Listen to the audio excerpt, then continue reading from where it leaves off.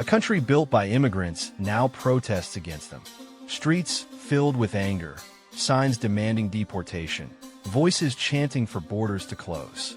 900,000 India-born residents call Australia home, making Indians the fastest-growing migrant group on the continent. They fill lecture halls, code software, care for the elderly, keep hospitals running. Yet something has shifted. The welcome has turned cold. The anger has become visceral. Protests erupt in cities where Indian students once felt safe, where skilled workers believed they'd found opportunity. The paradox is staggering. The nation that celebrates multiculturalism now questions whether it wants one particular group to stay. The divide that's tearing Australia apart. This is the story of a country at war with itself, where economic reality clashes with cultural fear, where numbers tell one story and emotions scream another. What you're about to discover will challenge everything you thought you knew about immigration, identity, and who really benefits when borders open or close.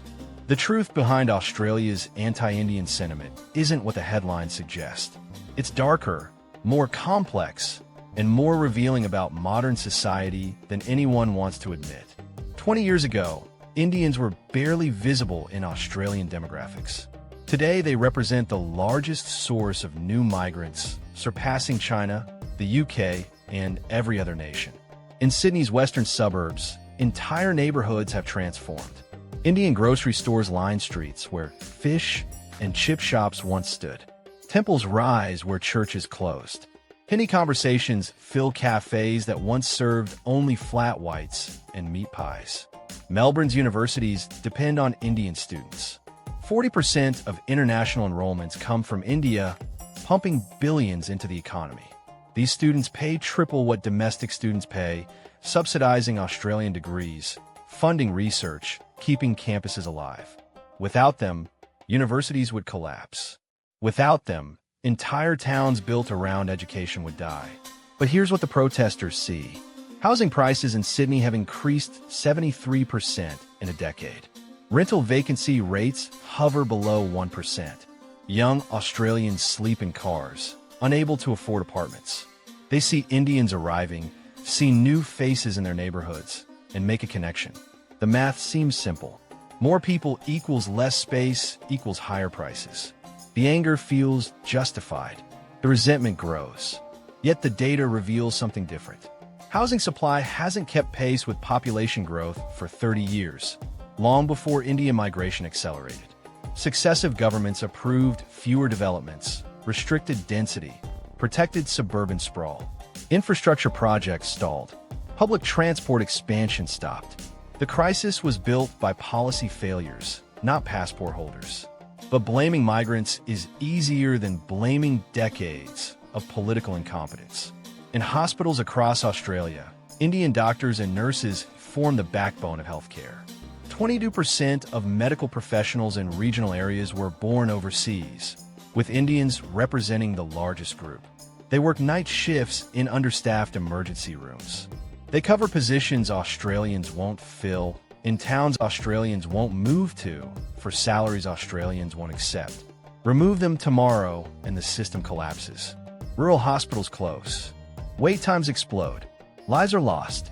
The tech sector tells the same story. Indian software engineers drive innovation in Sydney and Melbourne startups. They fill skills gaps Australian universities can't produce fast enough. They accept lower salaries than American companies offer, keeping Australian tech competitive globally. They pay taxes, lots of them. They consume, rent, buy cars, eat out, support local businesses. Economic modeling shows migrants contribute more in taxes than they receive in services. They're net contributors, not drains. The treasury would be emptier without them. But what about jobs? This is where anger intensifies.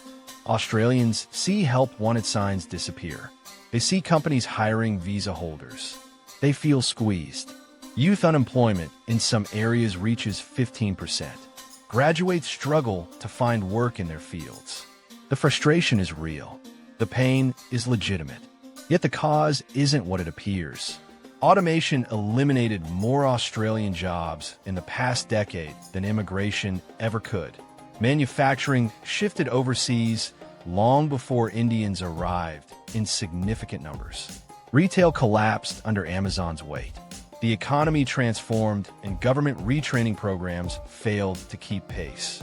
Blaming the person who took the available job is easier than confronting the systemic forces that destroyed the job you wanted. Epure, something deeper drives the protests, something that transcends economics and housing. It's visible in the specific targeting. Not all immigrants face equal hostility. The anger focuses on Indians with particular intensity. The language used reveals underlying fears. Replacement, invasion, loss of identity. These aren't economic terms. These are existential dreads. Australia's identity has always been contested. Built on indigenous land, colonized by Britain, enriched by post-war European migration, then Asian migration, then global diversity. Each wave faced resistance. Each group was once the threatening other. Italians and Greeks were too different in the 50s. Vietnamese were too foreign in the 70s. Now it's Indians. The pattern repeats. The fear of cultural change manifests as economic argument. Walk through Harris Park in Sydney's West, and you'll understand the anxiety. 90% of businesses display signs in Hindi or Punjabi. The smells, sounds, and rhythms feel transported from Delhi or Mumbai. For established residents, it's disorienting. Their familiar landscape disappeared. The coffee shop became a chai stand. The pub became a dhaba. Change happened fast, too fast for comfort. The human brain resists rapid environmental change. It triggers stress responses. It feels like loss, even when nothing was actually taken. But here's what the numbers don't show. Cultural exchange flows both ways. Australian-born children of Indian migrants identify as Australian first. They play cricket and surf. They speak English with Australian accents. They date across cultural lines. They create fusion businesses, blending traditions. The next generation won't replicate their parents' India. They'll create something new, something distinctly Australian, just as Italian Australians and Vietnamese Australians did before them. The protesters claim Indians don't integrate. They point to ethnic enclaves, to language barriers, to different customs. But integration takes time. It took Italians 2 generations to move from suspicious outsiders to beloved contributors of coffee culture and cuisine. It took Greeks a generation to go from factory workers to restaurant owners to doctors and lawyers. The timeline is consistent. The pattern is reliable. First generation struggles in clusters. Second generation bridges. Third generation is indistinguishable. Yet something has accelerated the backlash. Social media amplifies grievances. Algorithms feed anger.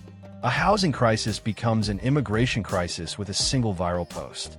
A job rejection becomes evidence of discrimination with a tweet. Real problems get tangled with manufactured outrage. Distinguishing legitimate concerns from racist scapegoating becomes nearly impossible. Politicians exploit the confusion.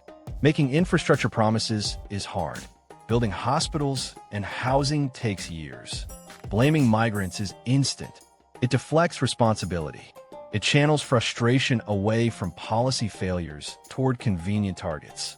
When rent is unaffordable, pointing at Indian neighbors is easier than explaining why governments approved luxury developments instead of social housing. When jobs are scarce, highlighting visa holders is simpler than addressing automation and globalization.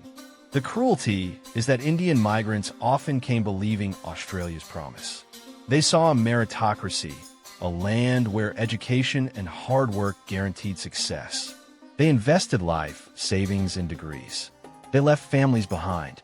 They learned new systems, new customs, new ways of being. They followed every rule, paid every fee, passed every test. And now they face protests demanding their removal. The betrayal cuts deep. Some Australians argue the pace should slow. Too many too fast. Give society time to adjust. The argument has surface logic. Except Australia's birth rate is 1.6 children per woman, well below replacement. The population ages rapidly. Fewer workers will soon support more retirees. Pensions, healthcare, infrastructure all depend on a productive workforce. Without migration, Australia faces Japanese-style demographic decline, economic stagnation, collapsing services, ghost suburbs. The choice isn't between migration and no migration. It's between managed diversity and managed decline. Indians didn't create the housing crisis, but they're funding the tax base that could solve it. They didn't destroy manufacturing, but they're filling the emerging sectors that could replace it. They're not the problem. They're part of the solution being rejected because the problem was never properly diagnosed. Ciò che scoprirete ora vi sorprenderà ancora di più. The most vocal anti-immigration voices often live in areas with the lowest immigrant populations. The protests happen in regions barely touched by Indian migration. The anger is strongest where exposure is weakest. Fear of cultural change is greatest where culture has changed least. It's not experience driving the backlash. It's imagination, fed by selective media, amplified by political opportunism, disconnected from actual interaction. Studies show proximity reduces prejudice. Australians who work with Indians, live near Indians, socialize with Indians hold more positive views. The enemy is abstract until he becomes your colleague, your neighbor, your friend's spouse. Then the narrative collapses. The threatening other becomes just another person navigating the same struggles. The tragedy is how predictable this is. Every multicultural society faces these tensions. Every generation fears the newcomers will destroy what came before. Every wave of migration triggers identical anxieties. Yet societies adapt. Cultures blend. New normals emerge. The apocalypse never arrives. Instead, restaurant scenes improve, innovation accelerates, and national identity expands to include what was once foreign. Australia stands at a crossroads. It can continue blaming migrants for policy failures, deepening divisions, driving away the talent it needs. Or it can confront the real issues. Build housing, fund infrastructure, retrain workers, address automation, create genuine opportunity. The choice will define whether Australia thrives or stagnates in the coming decades. The truth behind the anger. The anti-Indian sentiment in Australia isn't about Indians at all. It's about a society struggling with rapid change, economic anxiety, and political failures. It's about the human tendency to seek simple explanations for complex problems. It's about how fear fills the void when leadership fails. Indians became the scapegoat for a housing crisis 30 years in the making, for job losses driven by global forces, for cultural change that's been Australia's story since colonization. The real question isn't whether Indians should stay. It's whether Australia will choose evidence over emotion, investment over blame, and future over fear. The protesters demanding Indians leave are demanding Australia cut off its own economic lifeline. They're demanding solutions that would create the very decline they fear. The irony would be funny if the consequences weren't so serious. Which detail shocked you most? Did you know Indian migrants were net economic contributors? Were you surprised by the healthcare dependency? Does this change how you see immigration debates? Drop your thoughts below. The conversation matters more than ever. Next time, we're diving into something even more controversial. A country that pays citizens to have children but still faces extinction. The policies seem perfect. The execution is flawless. Yet the birth rate keeps falling. What's really happening in Singapore's desperate fight against demographic collapse will leave you questioning everything you thought you knew about population policy. You won't want to miss this.